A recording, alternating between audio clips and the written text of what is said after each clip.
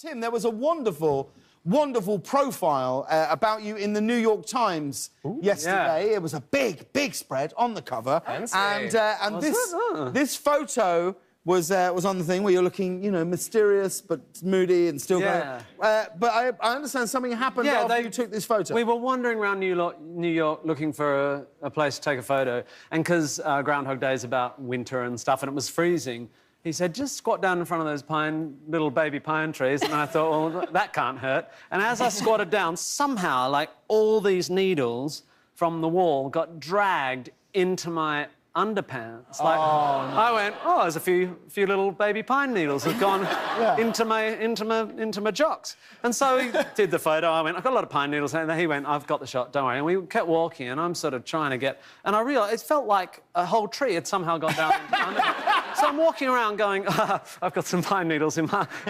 OK, I need to find somewhere to deal with this. Because they were crawling down, sort of up and under, and they were starting to influence the comfort of my perineum. Good work. The taint, or the perineum. It depends. And so I've stopped. I've gone to the 52nd Street because we're heading back to Groundhog Day Theatre, but our theatre's closed down for renovations. Well, it was, you know, a couple of weeks ago. Across the road is Cats. Right. So I've gone in. I've knocked on the door. It's interval during the matinee, and the usher has gone, what? And I'm like, hi, I'm Tim, I'm part of that. Can I just come in and go to your loo? So I go up there very nicely, let me in. I go up to the loo, and you call it a loo here, the restroom. And I've gone into a cubicle, and I'm sort of had this surreal moment, because I had to get everything off.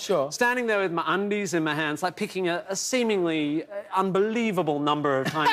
I don't know, it's like a migration, like a diaspora of pine needles into my nether regions. I'm sitting there picking... I'm insecure, so I use big words to compensate. Picking pine needles out of my undies as end of the first act. Memory all alone in the... And I'm going, oh, my God, this song... Because that was the first song I ever taught myself by ear. I read and write everything by... I don't read or write, so I read or write, I don't read dots. You know those dots? Music. You know the black dots, like blue balls, but black dots. And I'm sitting there listening to this beautiful... Is it Grisabella who sings Memory? Yes. I mean, ask the expert. It is. Yes, it is. Start from the beginning. No, stop. And I'm sitting there listening to this song. I went, oh, that's the first song I ever taught myself by ear, because I was obsessed by Lloyd Webber. Starlight Express was my musical when I was 10. I went to see it in London. And the sort of circularity of this moment, because not only was I obsessed by Lloyd Webber when I was a kid and I was sitting there listening to Memory, picking needles out of my jocks, but also I had since become friends with Lloyd Webber because I did Judas in that arena thing.